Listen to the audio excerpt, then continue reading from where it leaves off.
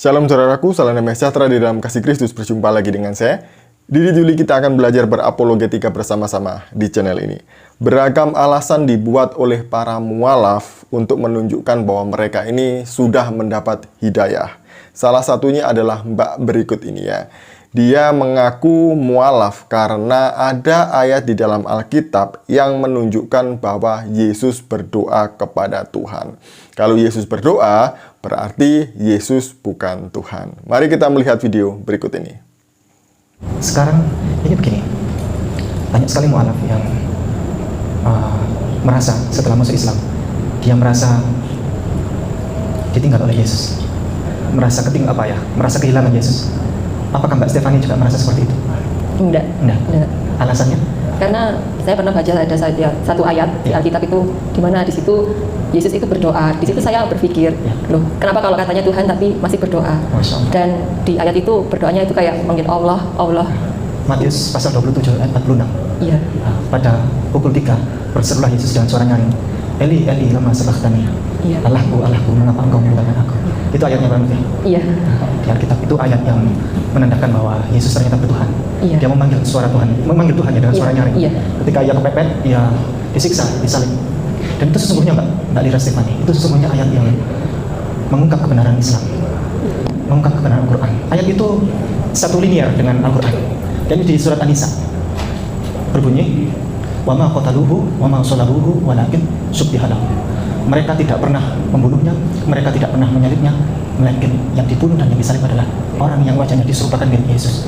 Di Matius pasal 27 ayat 46 tadi, Yesus berdoa dengan suara nyaring, Eli, Eli, lama sabachthani. Allahku, Allahku, mengapa engkau meninggalkan aku? Itu bukti. Di Alkitab setebal itu, Mbak, Bible setebal itu, mulai dari depan sampai belakang, Yesus tidak pernah menyebut nama Tuhannya dengan sebutan Eli. Dia tidak pernah memanggil nama Tuhannya dengan sebutan Allah. Yesus baik senang, suka, duka, gembira, sedih, bahagia, lapar, kenyang, haus, dalam kondisi marah, dalam kondisi istirahat dan sebagainya, Yesus selalu berdoa memanggil Tuhannya dengan sebutan apa kira-kira? Lira. Di dalam Alkitab setebal itu, Yesus selalu memanggil Tuhannya dengan sebutan Bapa. Jadi dia mualaf karena Matius 27 ayat 46. Ketika Yesus disalib, di sana Yesus berdoa kepada Tuhannya Yesus, katanya Ustadz Ipung Atria. Mari kita membaca di dalam Matius 27 ayat 46. Kira-kira jam 3 berserulah Yesus dengan suara nyaring, Eli, Eli, lama sabachthani. Artinya, Allahku, Allahku, mengapa engkau meninggalkan aku? Nah, ayat ini sering diklaim oleh orang Islam bahwa Yesus bukan Tuhan, dia hanya utusan karena dia sedang berdoa kepada Allahnya. Sama seperti yang dikatakan oleh Ustadz Ipung dan Mbak ini juga ya. Nah, sebenarnya apa maksud dari doa Yesus di atas kayu salib yang mengatakan Eli, Eli, lama sabachthani atau Eloi, Eloi, lama sabachthani? Nah, mari kita melihat di dalam Mazmur 22. Ketika Yesus berkata Eli, Eli, lama sabachthani, dia itu tidak sedang berdoa, melainkan dia sedang mengucapkan mazmur atau sedang bermazmur dari Mazmur 22. Mazmur 22 ini adalah mazmur mengenai rusa betina di kala fajar, bahwa ada pengharapan di tengah-tengah penderitaan. Nah, mazmur ini sering dibacakan atau selalu dibacakan ketika hari raya Purim yang tercatat di dalam Ester pasal 9. Nah, dalam hari raya Purim ini, orang Yahudi selalu menyanyikan nyanyian rusa betina di kala fajar. Apa itu? Mari kita melihat ya. Di ayat yang ke-14 sampai ayat yang ke berapa ini? 18 berbunyi demikian. Seperti air aku tercurah dan segala tulangku terlepas dari sendinya. Hatiku menjadi seperti lilin, hancur luluh di dalam dadaku. Kekuatanku kering seperti beling, lidahku melekat pada langit-langit mulutku, dan dalam debu maut kau letakkan aku. Sebab anjing-anjing mengerumuni aku, gerombolan penjahat mengepung aku, mereka menusuk tangan dan kakiku. Segala tulangku dapat kuhitung, mereka menonton, mereka memandangi aku. Mereka membagi-bagi pakaianku di antara mereka, dan mereka membuang undi atas jubahku.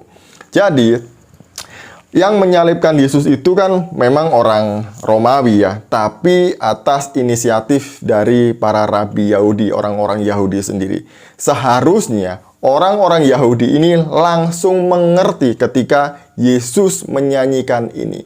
Karena Yesus sedang menubuatkan apa yang telah disampaikan di dalam Mazmur 22. Jadi ini loh aku yang dinubuatkan di dalam Mazmur 22. Seharusnya orang Yahudi langsung tahu bahwa Yesus adalah nubuatan dari Mazmur 22.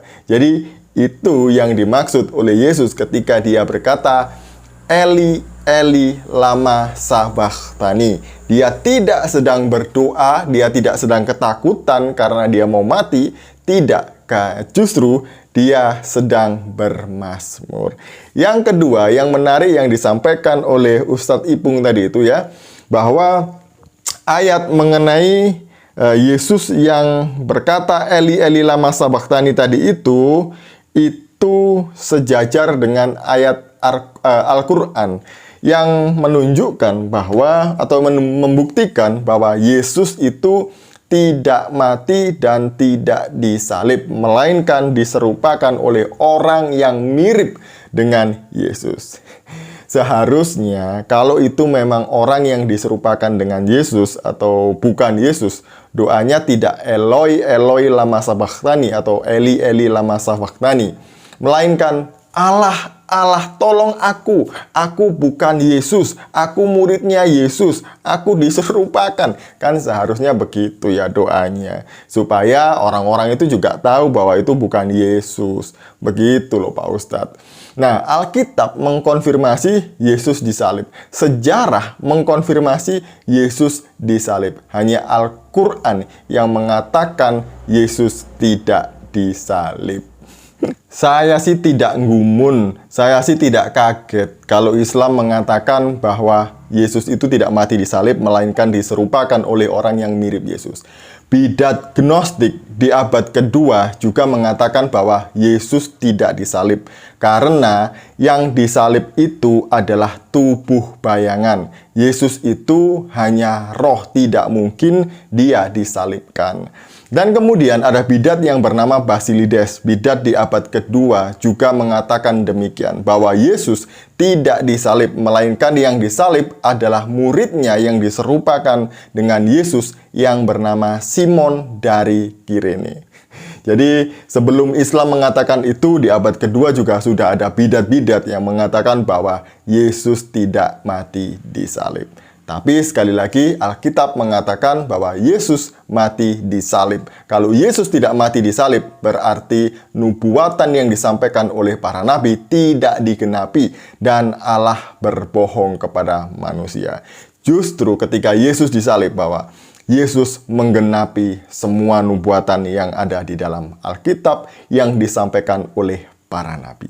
Sekian dari saya, semoga kita selalu diberkati oleh Tuhan dan tidak percaya oleh orang-orang macam Mbak Ini dan Ustadz Ipung yang selalu membelokkan Alkitab. Shalom, salam meras, Tuhan Yesus memberkati kita semuanya.